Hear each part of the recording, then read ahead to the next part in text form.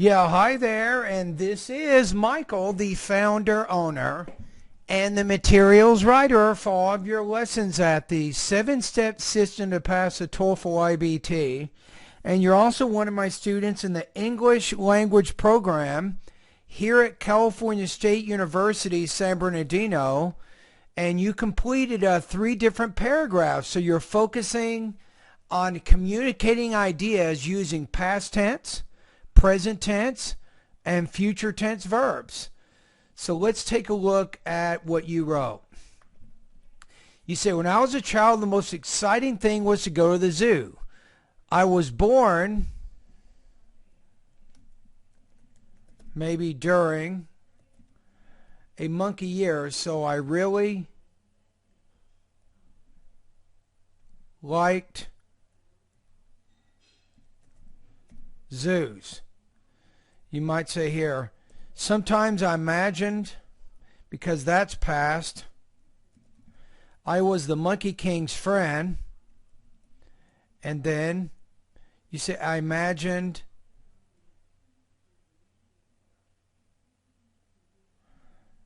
and that he would teach me Kung Fu if I found him. What a beautiful dream. Okay, so in this case, you're not entirely consistent with your verb tenses. You want to keep everything in the past, which is why I changed this to would teach, I think, and then I capitalized Kung Fu because that's the name of a certain type of martial arts. Overall, though, wasn't bad, right? So this one, out of 10 points possible, I'm going to give you 8 points because of some problems with past tense. You say, for me, the most difficult part of learning academic English is vocabulary because this problem, I would probably use passive voice here, is reflected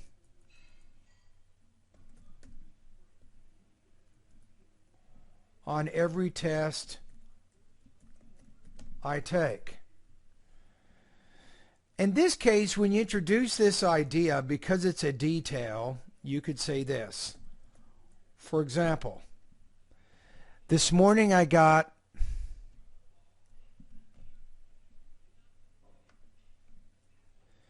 I don't even think you need to say my there. So this morning I got yesterday's test scores.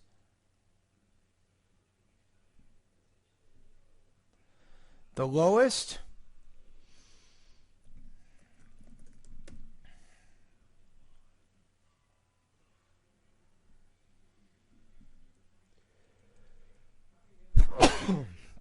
I would change this instead of the lowest score, say the lowest of which was vocabulary, 18 points out of 30.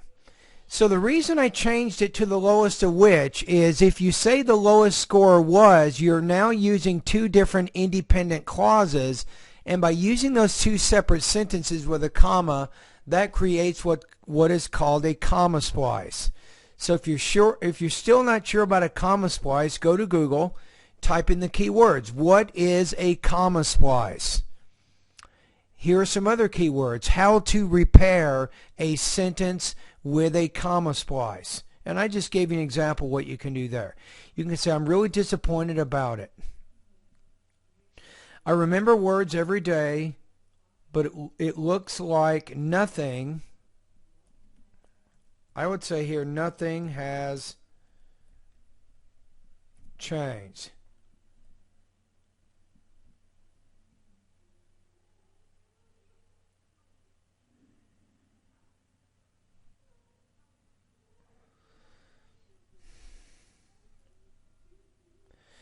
And I would say here, instead of remember,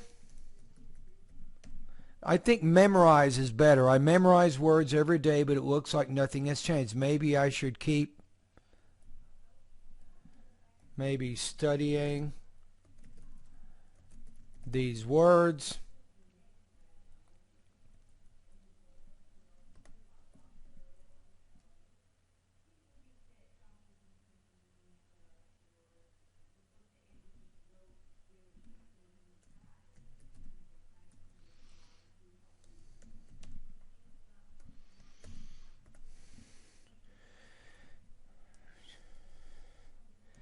I would say here maybe you might say that. Okay, so I made some changes here.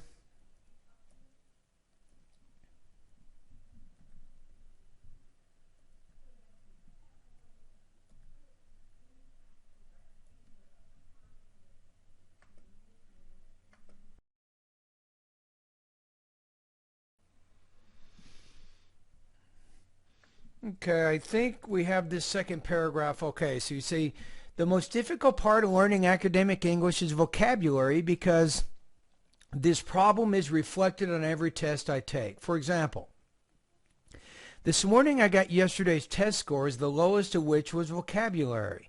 I'm really disappointed about it. I memorize words every day, but it looks like nothing has changed. Maybe I should keep studying these words, or maybe I should change my study habits. Okay, so I made a few changes. So in this case, you had some problems with sentence structure and some problems with the words, word choice. For example, what's the difference between remember versus memorize versus study? So you might want to go to Google again, type in the words memorize versus remember. How are these two words different? So you're not exactly sure on that. Okay, so I'm going to put you at about the same. I think it's generally you have pretty good control, I think, over your grammar and your verb tenses, but I still made some changes with your writing, as you see. I hope I can pass my GMAT and go into the university next year. I'm going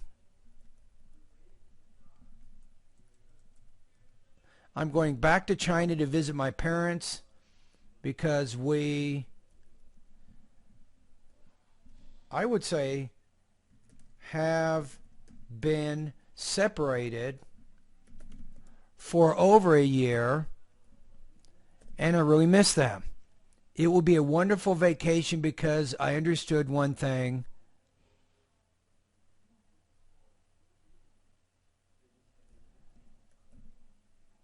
I would use here present, not past.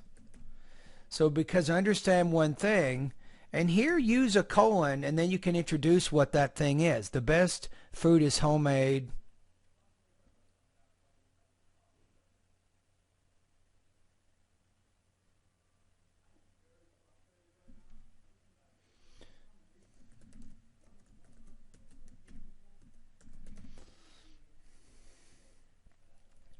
Maybe say it like that. It was a little bit awkward putting this idea at the end here. Okay, I think we're okay here. Let's look at it one more time. I hope I can pass my GMAT and go into university next year. I'm going back to China to visit my parents because we have been separated for over a year and I really miss them. It will be a wonderful vacation because I understand one thing since I left home. The best food is homemade. That's it. Now the main thing I want to talk about right now is the use of the present perfect, right? We have been separated. I'm using the present perfect. I'm also using passive voice here. We have been separated, so it's a year ago you left home, and at that point you guys were separated, but you remain separated even today. So this is an action that begins in the past but continues even to the moment of speaking. So that's why I changed this from separated to we have been separated. And I think that's it. So again, I'm going to put you at about 80%. So you had here some problems differentiating again. It looks like the active versus the passive voice you're not exactly clear on. I'd like you to review the simple past versus the present perfect verb tense. Again, you can go to Google and use those keywords if you want to understand that a little bit better. And also you're having some word choice issues. This goes back to your vocabulary. Remember that on the test this morning it showed that you were having some vocabulary weaknesses. And my advice here is instead of memorizing a lot of vocabulary words, you can certainly do that, but something else that I highly recommend is, in addition to studying and learning words, make sure you have a good, strong, regular reading routine of about 45 minutes each day. That would definitely help you with your vocabulary. So out of 30 points possible, you got 888. So that puts you at 24, 80 points here. So you have 24 divided by 30 puts you at 80%. So your score on the final exam is 80 points out of 100. All right, anyway, thank you very much. You worked hard this quarter.